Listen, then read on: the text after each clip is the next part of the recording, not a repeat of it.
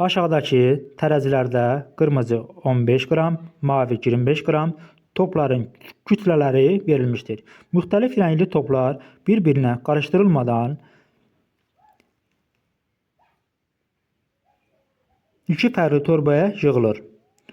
Toplarla doldurulmuş hər bir torbanın ümumi kütləsi eyni olmaqla 200 qramdan çoxdur. Torbanın kütləsi nəzərə alınmır. Bir torbadakı qırmızı topların sayı bir torbadakı mavi topların sayından ən az nə qədər çox olar? Əkobini tapaq 15 ilə 25-in. 15, 25. Bunların əkobi nəyi verir? 75. 75-i böləcək 15-ə. Nə qədər verəcək? 5 dənə qırmızı. 75-i böləcək 25-ə. Nə qədər verəcək? 3 dənə də mavini verəcək. Fərq nə qədərdir? 5 qırmızıdan çıxacaq 3 dənə mavini. Nə qədər fərq eləyəcək? 2 dənə fərq. Bu 2 fərq eləyə bilməz. Çünki bizim şərtdə demişdik 200 qramdan çox olsun. Ona görə ən böyük fərq 200 qrama yaxınlaşmaq üçün 75-in 1 misli 75, 2 misli 150-dir. 3 misli 225-dir. Yəni 225-də həqiqətən qırmızı topların sayı mavi topların sayından 6 vahid çox olacaq. Burada da tapdığımız 2 vahid fərq. Yəni birinci fərq 2-dirsə, növbəti fərq 4-dürsə, növbəti fərq 6-dırsa, növbəti fərq 8-dir. Növbəti fərq nə qədər olmalıdır? 10 olmalıdır. Bizə ən az soruşduğuna görə ən az hansıdır burada? Variantlarda ən az 6-dır. Ona görə doğru variant B variantı olacaq. Keçək 47-ci suala. Şərtdə deyir, aşağıdakı 7 topun bəziləri mavi, bəziləri isə ağ rəngli boyanıb. Mavi topların üzərində rəqəmlər, ağ olanların üzərində isə sadə ədədlər yazılıb. Yazılan bütün ədədlər bir-birindən fərqlidir. Mavi toplar üzərində yazılan rəqəmlərin cəmi ağ topların üzərində yazılan ədədlərin cəminə bərabərdir. K bərabərdir x üstəgəl y olarsa, K-nın ala biləcəyi müxtəlif qiymətlər cəmi neçə ola bilər? Baxın dostlar, mavilər fərqli rəqəmlərdir. Ağlar isə yalnız sadə ədədlərdir. Ayrı-ayrıqda toplayaq. Ağları toplayaq əvvəlcə. 5 üstəgəl 7 üstəgəl x nəyi verir? 12-ni verir. Təbii bunu mən yazmıram. Bunların cəmi verir 12 üstəgəl x. Bərabərdir mavi topların cəminə. 4 isə 9 gələndə 13, 13 isə 0, 0, 13 üstə gəlsin y. Sadə ədədlər neçədən başlayır? 2-dən. X 2 olanda y nə olacaq? 1. Həqiqətən burada heç bir fərqli top yoxdur. Əgər x 3 olanda y neçə olacaq? Y də 12 üstə 3 gələndə eləyir 15 eləyir bura. 15. Buranın 15 olması üçün 2'ye ihtiyacı var. Bu da oldu 2. Bundan yuxarı ola bilməz. Çünki bunları hələ toplayanda 2 üstə 3 gələndə 5 eləyir. 1 üstə 2 gələndə 3 eləyir. 5 ilə 3'ü toplayanda cəmi nə qədər eləyəcək? 8. 8 dənə müxtəlif fərqli qiymət alacaq. Bu 11 olması üçün 11 ala bilmərik. 11 1 ilə 2-nin cəmi olmalıdır. 3 olmalıdır ki, bunların cəmi. 3-də yazmışıq da təkrar niyə yazmalıyıq ki? Ona görə elə ən çoxu neçə olacaq variantlara uyğun? 8 olacaq. Sonra keçək növbəti suala. 49-da nə deyir? Bilal əlindəki topları dostlarına aşağıdakı kimi paylayır. Habilə topların 4/1 hissəsindən 3 artığını, Sənana topların 3/1 hissəsindən 3 artığını, Vüqara isə topların 5/1 hissəsindən 4 artığını verir. Onun əlində 16 top qalarsa, başlanğıcda əlində neçə top var idi? Gəlin baxaq dostlar. Bilalın əlində deyək ki 60x sayda top var. 60'ın 4/1 hissəsi nə qədərdir? Baxım yazıram bura. 60x vurulsun 4/1. Nə qədər edir? 60'ın 4/1'i 15x. Bir də ki bunun 3 artığı. Üzərinə gəlirəm 3'ü. Sonra ikincisi 60x-in vuracağım 3'də 1 hissəsi. Nə qədər edir? 20x.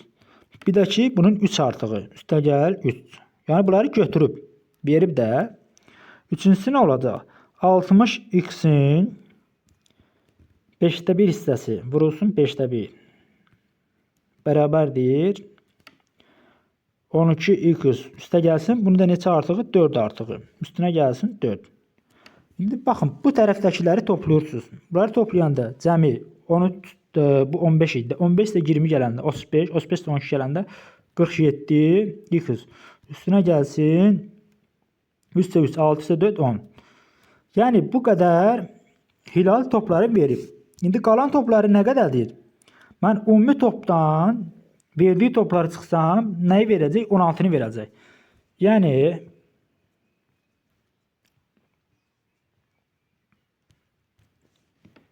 60x çıxılsın 47. Bunu mötərizədə yazacaq. Üstünə gəlsin 10. Bərabərdir nəyə? 16'ya.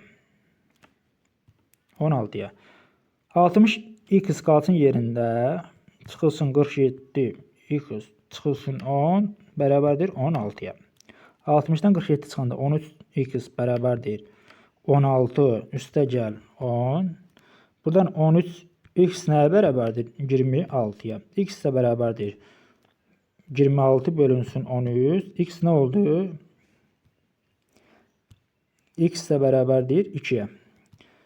X'i tapdıq ki, gətirib burada yerinə qoyuruq. Ümumi top nə qədər idi? 60'ı da vuracaq 2'yə. Nə qədər olacaq? 120 sayda top. Bu da oldu B variantı. Çalışın ki, kəsir məsələləri kəsirdən azad olmaq üçün xəyalən bir əldə götürün və onu da x qəbul edin. Və yaxud da x qəbul edib götürə bilərsiniz. 50-ci sual. Bunu deyəsən yaza bilməyəcəm. Biraz çətin görsənir, amma gələk biraz baş sındıraq. Yaxşı, 50-də nə deyil? Deyil cədvəldə eyni yol üzərində və verilən sıra ilə yerləşən A, B, C, D, Y şəhərlər arasındakı məsafələr kilometr olaraq verilmişdir. Aha, buna görə sürəti 100 km/saat olan bir avtomobil A ilə C arasındakı məsafə necə saata qət edər? Gələ bunu sıra ilə verilibsə, sıxım çəkək.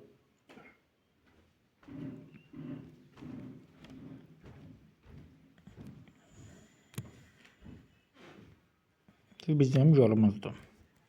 Yazacaq. Fərqli yazacaq. A, B, C, D və Y. Baxın. A ilə D arasındakı məsafə nə qədərdir? A ilə D arasındakı məsafə yazıram buradan 500. 500. İndi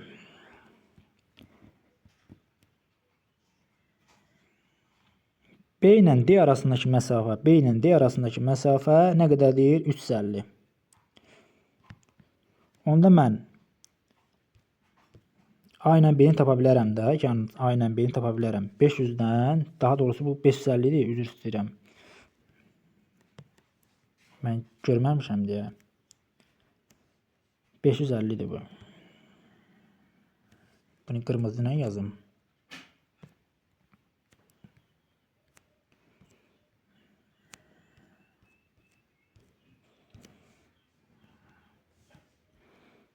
$550.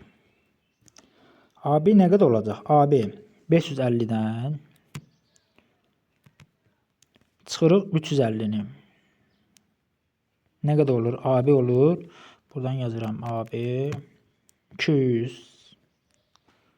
AB yazdım bura 200.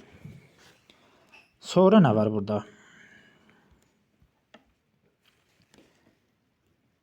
Y ilə D arasındakı məsafə, 300. Y ilə D, buradan da yazıram 300. 300. Sonra nə deyir? J ilə C arasındakı məsafə isə J ilə C arasındakı məsafə, bunu da faşqara ilə götürək. J ilə C arasındakı məsafə 400-dür. D ilə G 300-dürsə, C ilə də G 400. CD nə qədər qalır? 100. Düzdürmü? 100. İndi D-dən B-yə qədər 350-dirsə, C-də 100-dürsə, BC nə qədər qalır? 350-dən BC, buradan yazıram, BC bərabərdir 350 çıxılsın nə qədər? 100. Nə qədər qalır? 250. BC də oldu 250. Bizə A ilə C-yə qədər olan məsafəni AC BC oldu 200, AC də BC oldu nə qədər? 250. Buradan yazacağım 250. Üstə gəl. AB-də 200 tapmışıq. Nə qədər? 450. Şimdi 100 kilometr saatla maşın hərəkət edirsə görə neçə saata gedəcək? Zaman nə qədərdir? Beləcək 100-ə.